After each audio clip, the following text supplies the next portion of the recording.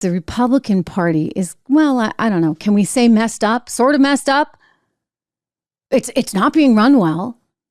I mean, I like Ronna a lot, but hey, you know, the proof is in the pudding, and you got 8 governor races, 3 Senate seats, 19 House seats that you've lost, a presidential race you lost, and then, you know, that huge kick in the stomach there in Virginia, in Kentucky, in Ohio that we just saw.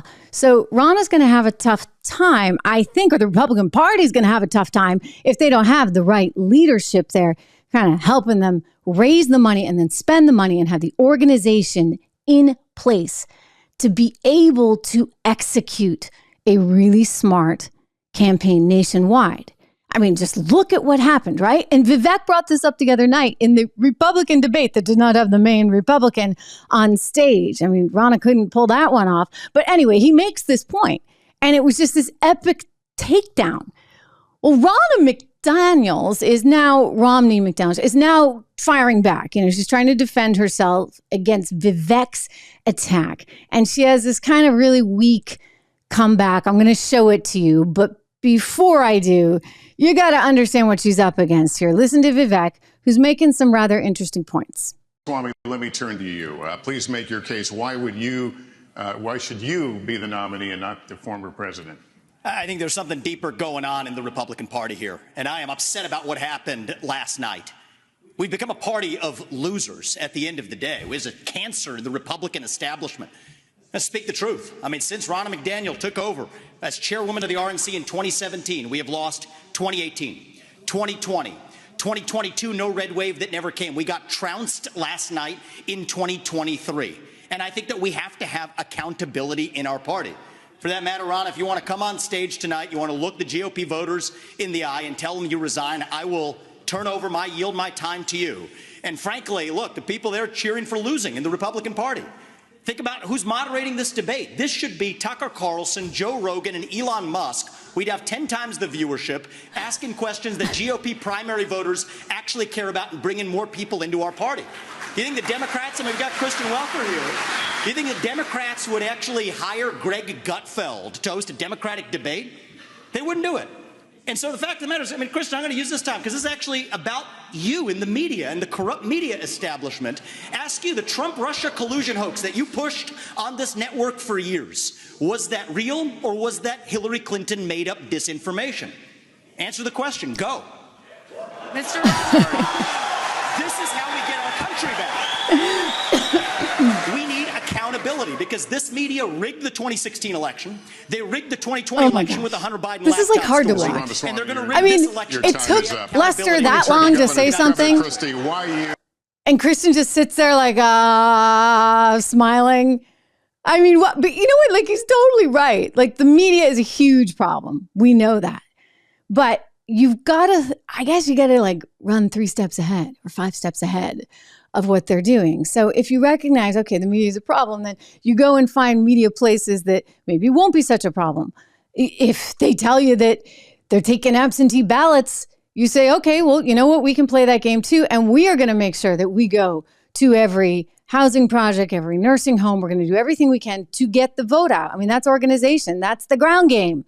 That's the grassroots effort that they need in the organization that's so critical. And they seem to be lacking right now. And I would just say that, you know, Vivek makes a point. When you lose that many times, at some point, you got to be held accountable, Ronna. Right? It's just natural. You look at Virginia. I mean, how could they lose Virginia, for goodness sakes? Anyway, Laura Ingram, another one of my former colleagues, she addressed this head on with Ron in a very polite way. You know what? I give Laura a lot of credit for this because I would have interrupted Ronna so much earlier and been like, you're not answering the question, lady. I mean, she's just not. But, you know, Laura's very dignified here. She says it, although not quite in that way. Take a peek. Vivek and others are saying that under your leadership, Republicans have lost election after election, and positing the question, you know, why should you retain your job given the track record of the party under your leadership? And to that, what do you say?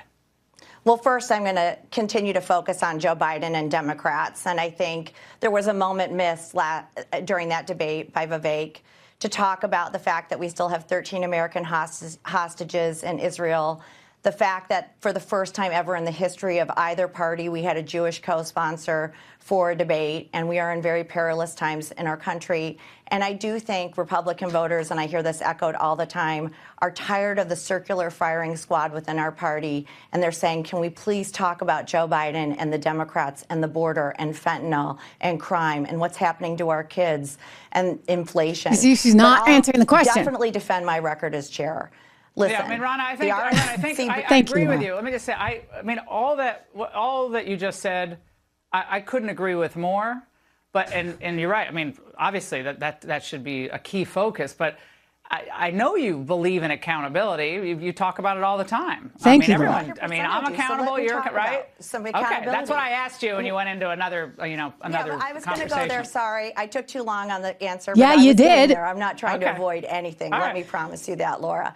Listen, when Vivek didn't vote in 2016, I was leading Michigan to the first win in history. Not answering the question. In 2018, we defied the odds. We got 3 senators, people like Josh Hawley, that allowed President Trump to build the largest conservative majority on the Supreme Court. In 2022, the RNC, which is a turnout machine, right? We're not the messengers. We don't create the messages for the campaigns. Those are the consultants who get very well paid. Well, one of the things, though, Ronna, that happened was this is big. I've heard this too.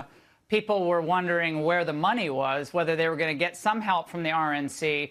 And I know at one point you said that you were not asked for money in Virginia, but a Republican source familiar with the Youngkin team in Virginia told The Angle late tonight that is false. And meaning your story keeps changing. Anyone who thinks Virginia Republicans wouldn't want to help when we knew we'd be outspent isn't being serious. Ronna, they were outspent by $8 million. Glenn Youngkin did a phenomenal job, and he raised a lot of money. A lot of people don't understand fundraising. I can't raise state dollars. I don't get unlimited convention and state dollars.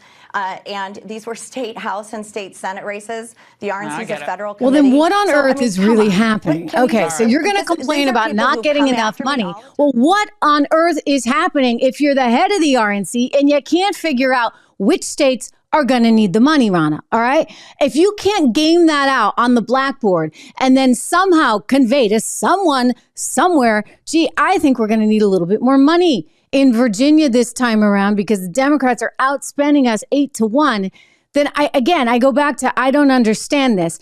8 governor races lost, 3 Senate seats, 19 House seats, a presidential race, Ohio, Kentucky, Virginia, just absolutely getting obliterated. I mean, this is pretty darn shameful. So even though you look at the polls right now and you see that Donald Trump is way ahead, and, as he should be, frankly, under the circumstances, given the challenges that we're facing economically, given the challenges that we are facing internationally and potentially domestically, right? We have to talk about that too. I mean, these guys just don't get it. And yet they want to make sure that the Republicans don't win. So what is the Republican Party doing to confront this? This Vivek Ronna thing is very interesting and brings up some important stuff. Again, like her a ton, but it comes down to, can you do the job or can you not do the job? And let's be businesslike about it, right?